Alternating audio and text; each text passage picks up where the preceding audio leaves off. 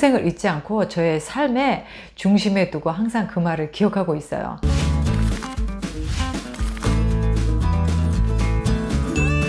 안녕하세요, 리즈입니다. 오늘은 사랑 이야기가 아니라 제가 최근에 겪은 이야기에 대해서 이것이 우리의 삶이고 또 이것이 앞으로 우리의 인생의 큰 가치관이 되면 좋겠다 싶은 내용이어서 여러분들과 함께 쉐어를 하고자 오늘 영상을 준비했습니다.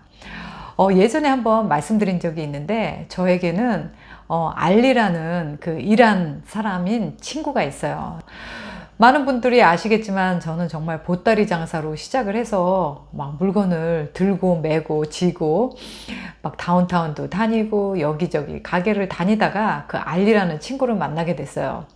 그 알리는 저보다 이민 온 지 한 10년, 15년 정도 더 빠른 시기에 와서 그때 제가 그 알리를 만났을 때는 아주 다운타운에 큰 실버 가게를 하고 있었어요. 그게 2년이 돼서 그 알리는 저에게 제가 이 캐나다에서 홀세일로 이 도매상을 잘 자리 잡고 또 성장해 갈 수 있도록 저에게 어마어마한 힘을 도움을 준 그런 친구입니다. 어쨌든 그 알리의 서포트 덕분에 저의 그 홀세일 비즈니스는 정말 무럭무럭 성장을 했어요. 아니 어떻게 요즘 같은 시대에 저렇게 아무렇지 않게 남을 도와줄 수 있을까? 저는 그 마음이 너무 신기하기도 하고 한편으로는 약간 의심이 가기도 했죠. 아니야, 뭔가 꿍꿍이가 있을 거야. 그런데 결과적으로 그 알리가 이제 저에게 하고자 하는 그 메시지는 뭐였냐면, 내가 너를 이렇게 도와준 것처럼 이 다음에 너랑 똑같은 처지의 사람이 와서 널 도와달라고 할 때 지금 내가 너를 도운 것처럼 너는 그 사람을 도와주면 돼.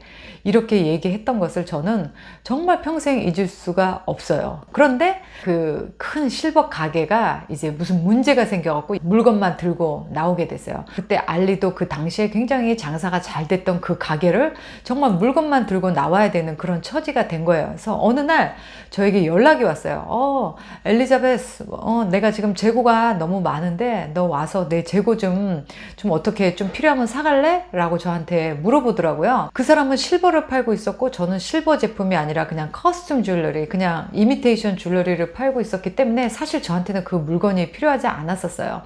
그런데 이렇게 가서 보니까 정말 많은 재고가 있더라고요. 나는 필요하지 않았지만 좀 도와주는 의미에서 지금 치면 그게 한 600만 원에서 한 700만 원 정도 가치가 되는 그 물건을 제가 사갖고 왔었죠. 그런데 얼마 전에 알리가 오랜만에 저한테 연락이 왔어요. 엘리자베스 뭐 하냐? 이러면서 반갑게 전화를 받으면서 저도 이제 비즈니스를 접으면서 정말 상상할 수 없을 만큼의 재고가 저희 집 지하실에 깔려 있거든요. 어쨌든 그게 저의 근심 덩어리였어요. 사람을 누구 하나를 채용해서 이 물건을 본격적으로 팔 수 있도록 할까? 뭐 여러 가지 고민을 하고 있었던 차에 알리가 최근에 전화 왔을 때 제가 농담처럼 알리에게 너 내 지하실에 있는 재고 좀 제발 처분 좀 해줘. 어떻게 좀 팔 때 좀 알아봐봐. 저는 그냥 무심히 그 말을 던졌어요. 그랬더니 알리가 일단 그 물건을 좀 보자라고 이야기를 하더라고요. 그래서 오케이. 그러면서 이제 알리한테 제가 그런 얘기를 했어요.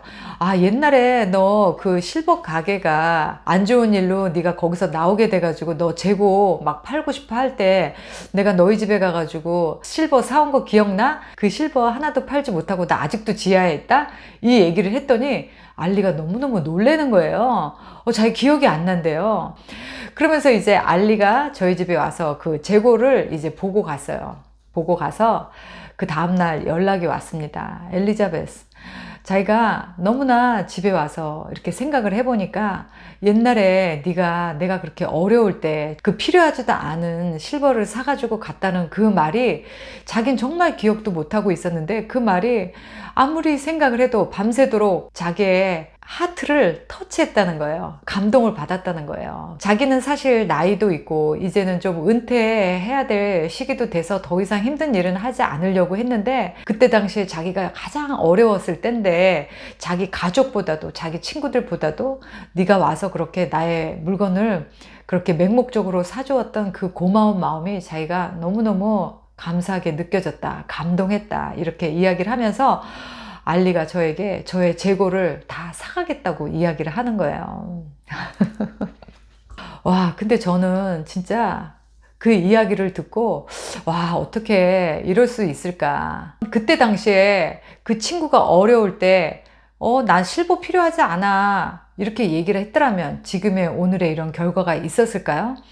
물론 그 친구가 저를 많이 도와줬고 또 저도 언젠가는 나를 도와준 사람을 잊지 않고 나도 도와준다라는 그런 마인드가 있었기 때문에 그때 당시에 정말 뭐 한국 사람이든 외국 사람이든 의리가 발동을 해야 될 때 그렇게 당연히 그 의리 있게 행동을 했던 것이 지금 저는 그게 너무 오래된 세월 시간이라 잊어버리고 있었지만 우리 둘 다 거의 잊어버리고 있었지만 어떻게 서로 이렇게 반대의 입장에 대해서 또 이러한 비슷한 일이 생길 수 있었을까? 정말 너무 아이러니한 일이 아닐 수 없죠. 항상 윈윈, 너도 좋고 나도 좋고 우리 둘 다 윈윈할 수 있는 시츄에이션을 항상 선호했지만 삶은 그렇게 윈윈인 것도 좋지만 때로는 가끔은 모든 관계에서 특히 인간관계, 뭐 사업관계, 뭐 그 외에 다른 모든 관계에서도 그래 내가 지금 조금 손해볼게, 그래 내가 조금 양보할게, 이러한 것들이 결국은 나중에 더 큰 이득으로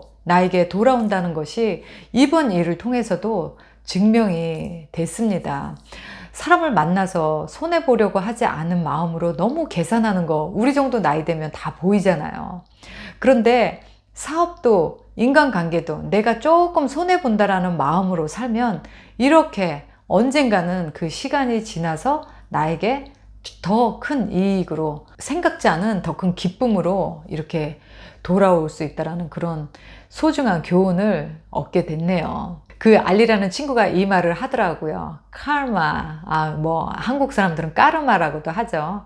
그것은 내가 전생에 또는 그 과거에 내가 어떻게 행동했느냐, 어떤 삶을 살아왔느냐가 현재 또는 미래에 영향을 미칠 수 있다는 거. 그게 이제 뭐 불교식으로 해석을 하자면 업보가 될 수 있겠죠.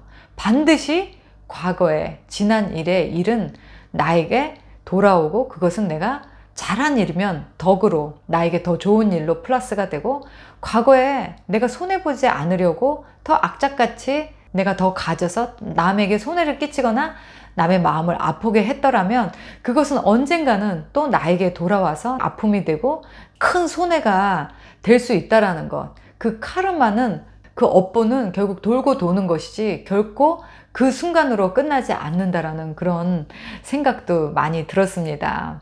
그 알리가 그 얘기 하더라고요. 이거는 정말 카르마 같은 일이다. 그래, 앞으로도 내가 항상 더 손해보듯이 누구랑 밥을 먹어도 돈을 좀 더 내고 이건 내가 약간 손해다 하더라도 그냥 오케이, 당신이 더 가지세요.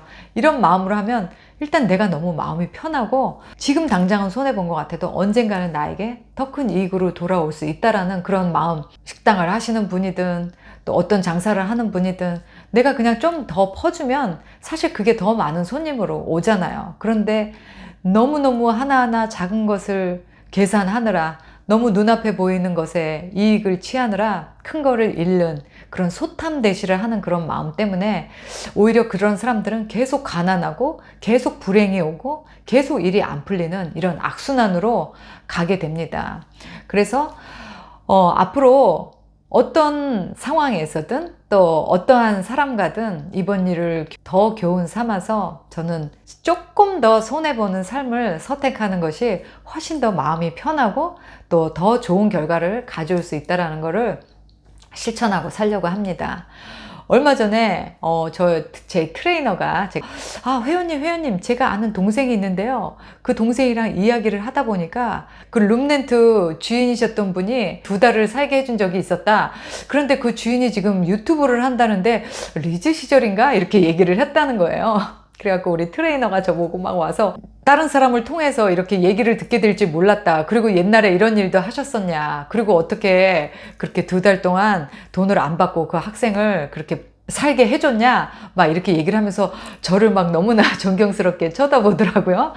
와, 그래서 제가 그때 당시에 어떤 생각을 했냐면 만약에 그때 내가 악독하게 그 학생한테 돈 반값 못 주면 나가 당장 이렇게 했더라면 그 2달치 반값 때문에 저는 지금 얼마나 불명예스러운 이야기를 들었어야 됐을까라고 생각하니까 간담이 서늘해지더라고요. 어떤 사람들은 밥값 조금 안 내려고 막 1, 2만 원에 벌벌 떨고 절대 손해 안 보려고 그 사람을 정말 기분 나쁘게 하고 이렇게 살면 결국 나한테도 돌아오는 게 없고요. 내 자손들에게, 내 자식들에게 좋은 영향을 끼치지 않을 것이다. 저는 늘 그런 생각으로 삽니다. 여러분들은 어떠하신가요? 여러분들은 좋은 선한 영향력 끼치면서 내가 죽을 때, 그래도 태어나서 나는 나의 가치를 기여했다라고 좀 자부하면서 죽을 수 있는 그런 좀 준비된 중년이 될 수 있을까요? 저는 그렇게 살고 싶어요. 오늘도 좋은 하루 보내세요. 빠이.